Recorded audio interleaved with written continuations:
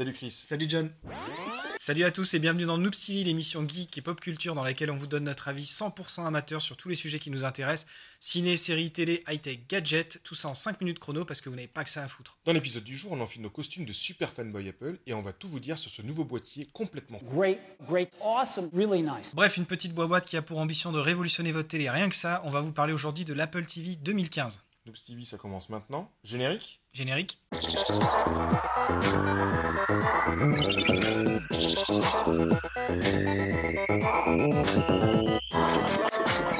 Alors comme toujours dans Noobs TV, on va commencer par un petit peu d'histoire et on va revenir en quelques années clés sur l'Apple TV, un petit boîtier qui voulait devenir grand. Dans la Silicon Valley, le 12 septembre 2006, Steve Jobs termine une de ses fameuses keynotes par un One More Thing. Ah, alors pour une fois, c'était un One Last Thing. But there is one last thing. Au départ, l'objectif de l'iTV, puisqu'elle s'appelait comme ça à l'époque, c'était de vous permettre de diffuser tous les contenus que vous aviez sur votre ordinateur directement sur votre télé. Et évidemment, tous les contenus acquis depuis iTunes. On a le sens du business chez Apple. En fait, ça permettait quoi? De regarder directement ses photos, ses musiques et les vidéos qu'on avait stockées sur son iTunes, iPhoto ou iMovie directement sur sa télévision. Ça fait beaucoup de high. Présenté par Steve Jobs comme un hobby, On avait dit un hobby, pas un hobbit, Fred. Apple enchaîne ensuite en 2010 un nouveau boîtier, l'Apple TV 2, et en 2012 un Apple TV 3. Voilà, des mises à jour matérielles, plus rapides, plus performants, meilleure résolution, etc., etc., etc. Blah blah fucking blah. Bref, rien de trop enthousiasmant. Enfin, presque, t'as oublié l'AirPlay. Et ça te permet de pouvoir balancer ce que tu as sur ton téléphone, sur la télé, des photos, des vidéos, YouTube ou des contenus applicatifs.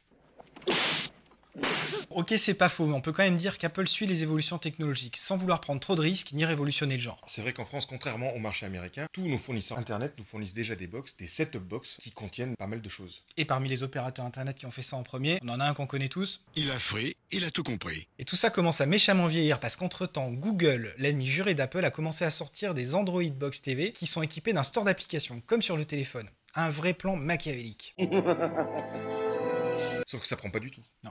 La plupart des boîtiers sont de sacrés gros bides. Apple ne pouvait pas pour autant laisser faire son concurrent sans réagir. Il nous envoie en septembre 2015 sa réponse, et Apple, tu sais bien qu'il faut pas les faire chier. Va te faire foutre, connard. Et nous y voilà, novembre 2015, l'Apple TV 4 est disponible partout. Alors d'abord les classiques comme d'habitude, elle est plus chère, plus belle, plus jolie, une interface vraiment très sympa et complètement revue, mais surtout il y a 3 grosses nouveautés qui donnent une vraie valeur ajoutée à ce produit. Numéro 1, exit la petite télécommande grise en alu. Et bonjour, la nouvelle télécommande tactile, très onéreuse, et oui, 890 €.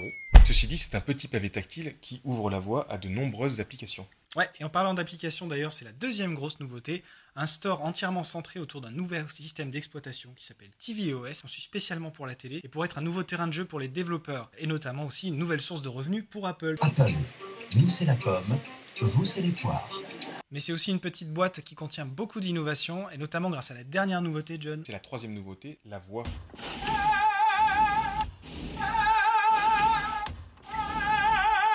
Tous les films de SF nous l'avaient promis, Apple l'a fait. Après nous avoir fait parler à notre montre, vous avez maintenant aussi le droit d'avoir l'air d'un crétin en parlant à votre télécommande. Blague à part, le système est plutôt bien fait. On peut demander à Siri des choses assez poussées, du genre trouve-moi toutes les comédies avec Ben Stiller, trouve-moi l'épisode de Modern Family dans lequel joue Edward Norton. Mais c'est encore plus intéressant puisque Siri est multiplateforme. Il permet de chercher dans Netflix, dans iTunes Store et bientôt dans toutes les nouvelles applications qui seront sur l'Apple TV. Bon, maintenant c'est bien joli tout ce descriptif, mais si vous êtes là, c'est aussi que notre avis vous intéresse. Ou alors que vous aimez cliquer au hasard sur des vidéos sur YouTube, et dans ce cas-là, vous en faites pas, ça se soigne. On fait une petite pause? Eh, on va s'arrêter, faut que je coule un bronze, les gars. A tout de suite pour la critique. Siri, show me something new.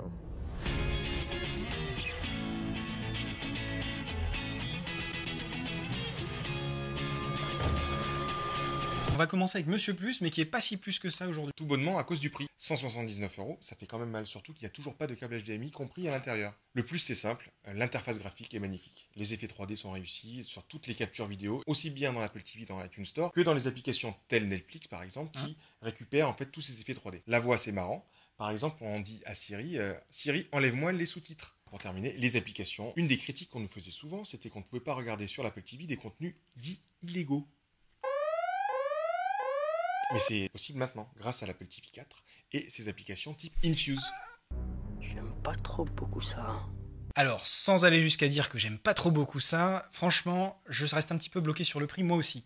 Sincèrement, 179 €, prix d'appel, c'est quand même cher pour ce que c'est. Il y a quand même une très jolie interface, on est d'accord. Siri, c'est marrant, mais pour le moment, très sincèrement, ça marche pas très bien. Exemple, Jessica Jones, demandez à votre Apple TV, trouve-moi Jessica Jones, il faudrait dire Marvel's Jessica Jones.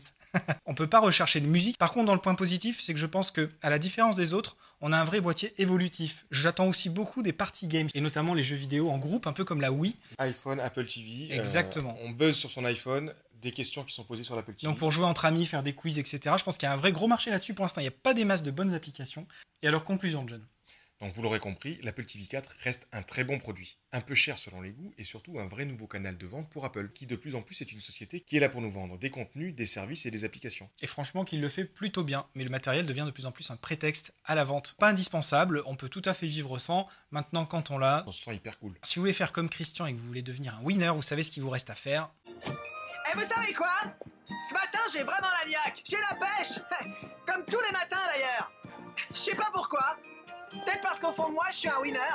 Par exemple, cet été au ping-pong, j'ai remarqué que j'aimais bien être number one. Merci de nous avoir suivis, on vous embrasse les noobs. Et surtout, n'oubliez pas de vous abonner à la chaîne si vous voulez rater aucun épisode. Et on vous dit à très vite.